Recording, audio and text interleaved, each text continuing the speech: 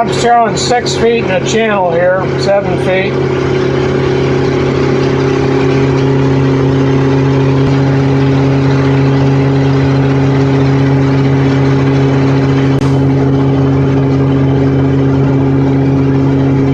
Marker 50, we got a hard turn. Now, when you're coming back in from C, all you have to remember is red, right, return. You keep the red ones on your right when you're returning from C. That'll keep you out of trouble a good percentage of the time. Now, it's going to change down here when we get to the intercoastal, and I'll explain that when we go in. And we got another hard turn coming up on the way to the Gulf. Now, everywhere it's got a hard turn, it's going to have a light. Marker 36.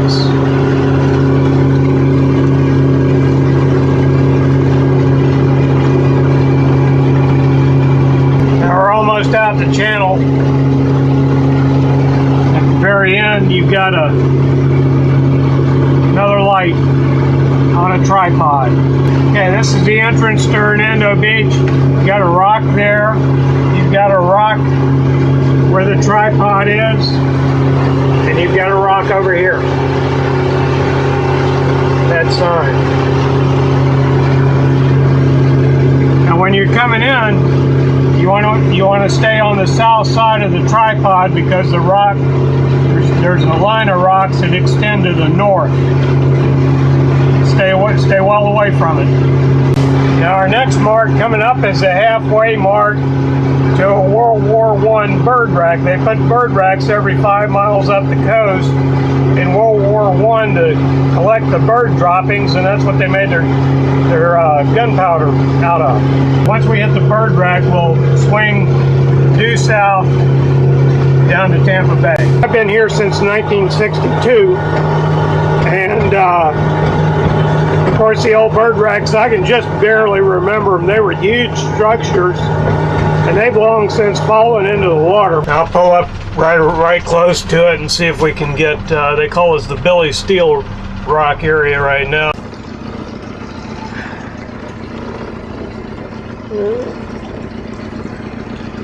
Nothing left of it, except those poles, maybe. I doubt those are even the originals. They were really large, flat platforms out here. Every 5 miles up and down the coast there'd be just a huge one, and birds all over it, of course. Now from Hernando Beach south, not only do you have the smokestack down here at Tarpon Springs to line up on, you've also got these condominiums, and they're at Hudson. That's Hernando Beach. You see, you've got a water tower that's a good mark for you. As you swing around, you've got the condominiums at Hudson. That's another good mark for you. And of course, as we go on down, we've got the smokestack at Tarpon Springs, Anklote Key. You can see what we're doing is we're going down the coastline here. We're just staying 5 miles out, heading due south. And we're carrying, as you can see, 11 to 12 feet of water. The intercoastal will go between Anklote Key and that smokestack. And when you get down to about this point, it's easy to just head for that smokestack, and that would be a bad thing to do, because you can see this low island over here. That's Anklote Key. Anklote means kedge in Spanish, and that was a warning. Very shallow.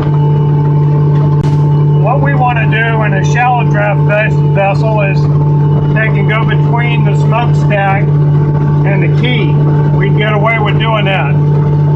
Now, if we have a deep draft vessel, I'm showing 11 feet here, but it's going to shallow up here pretty quick. If we have a deep draft vessel, we want to go around the key into the bay and down Tampa Bay, and then come in one of the other inlets down there. There's Anklote.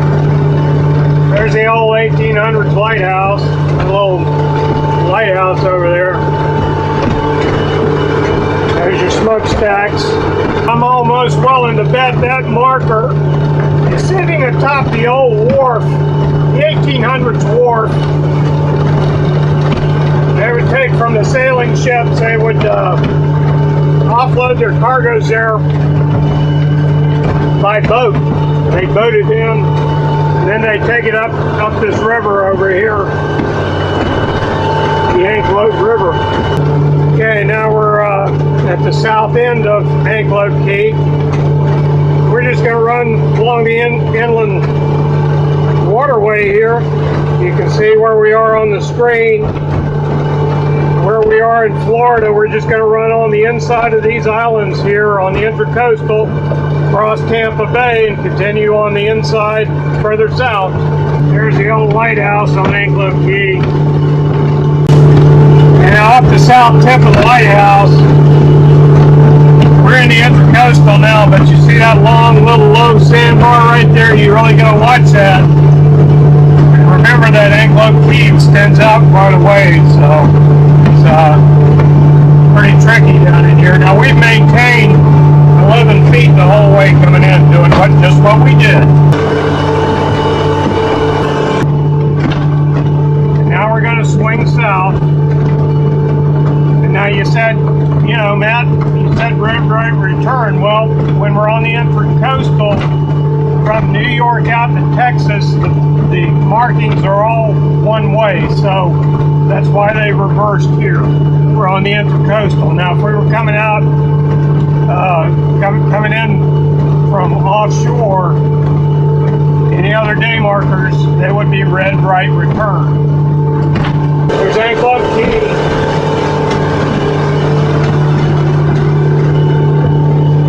We're heading down to Honeymoon Island right now.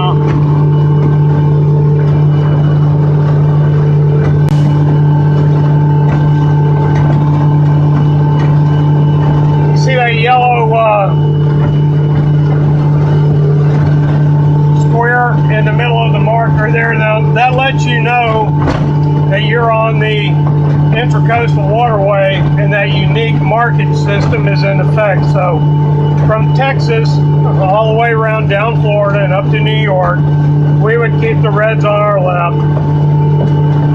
From New York to Texas, reds on our right. That's not too tough. Anytime else we're coming from the sea, red, right, return. Some of these islands, they're actually spoils from the Intracoastal spoil islands. Make pretty good places to camp if you get to them. If you got the draft to do it. Now, I draft 9 inches here on the C-Dory, which is one of the reasons I use it for these kind of things.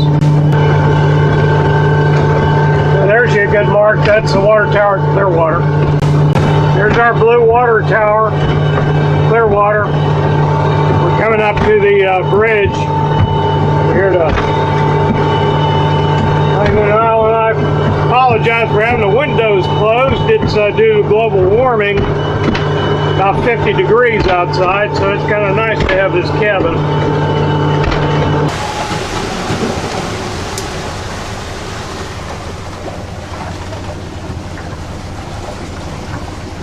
Sign says slow speed, minimum wake.